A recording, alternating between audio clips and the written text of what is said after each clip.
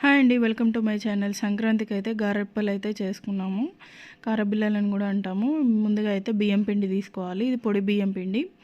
అందులో సరిపడినన్ని నువ్వులు, నానబెట్టిన శనగపప్పు, ఒక 1 అవర్ నానబెట్టుకోవాలి. శనగపప్పు, పచ్చి శనగపప్పు, కరివేపాకు, కొత్తిమీర అండ్ పచ్చిమిర్చి ఉన్ను వెల్లుల్లి, జీలకర్ర కలిపి పేస్ట్ అయితే చేసుకోవాలి. అవన్నీ కూడా మంచిగా బియ్యం పిండిలో కలిసేటట్టు మిక్స్ అయితే చేసుకోవాలి. మెయిన్ కలపడంలోనే ఉంటుంది. అండ్ ఇప్పుడు చూసానంటే వెల్లుల్లిను, జీలకర్ర, పచ్చిమిర్చి పేస్ట్ అనమాట, అది కూడా వేసుకోవాలి. అది కూడా వేసుకొని మొత్తం కలిపేసుకోవాలి ఒకసారి పిండిని.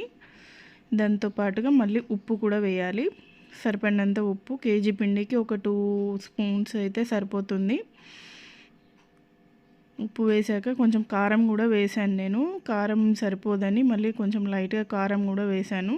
కొంతమంది అయితే కారం వేయకుండా పచ్చిమిర్చి కారంతోనే చేసుకుంటారు.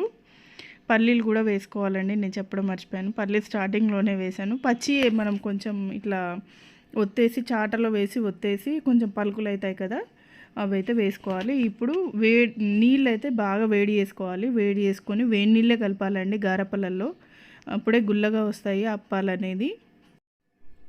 మొత్తం పిండి అంతా కూడా కలిసేటట్టు మంచిగా నీళ్ళతో మంచిగా గట్టిగా అయితే కలుపుకోవాలి. మొత్తం చూసారా ఎంత బాగా మొత్తం కిందికి మీదికి అంతా కూడా మిక్స్ చేసుకోవాలి. ఆ తర్వాత కొంచెం కొంచెం పిండి తీసుకొని మనం స్మూత్గా ఉండలు చుట్టేసుకోవాలి. ఉండలు చుట్టేసుకొని పూరీ ప్రెషర్ ఉంటుంది కదా, అందులో ఒక ప్లాస్టిక్ కవర్ వేసి ఆయిల్ అటు ఇటు రాసి అయితే మనము పూరీ ప్రెషర్లో ఇవైతే ఒత్తేసుకోవాలండి. ఇలా అయితే ఒత్తేసుకొని ఒక క్లాత్ మీద కానీ పేపర్ మీద కానీ వేసుకోవాలి. వేసుకొని నూనె వేడి అయ్యాక మెల్లగా మనకి ఎన్ని పడతాయో అన్ని వేసుకొని మీడియం ఫ్లేమ్లోనే కాలవాలి. మెయిన్ ఏంటంటే హై ఫ్లేమ్లో కాల్చామంటే అంత లోపల అంతా మెత్తగా ఉండిపోతుంది.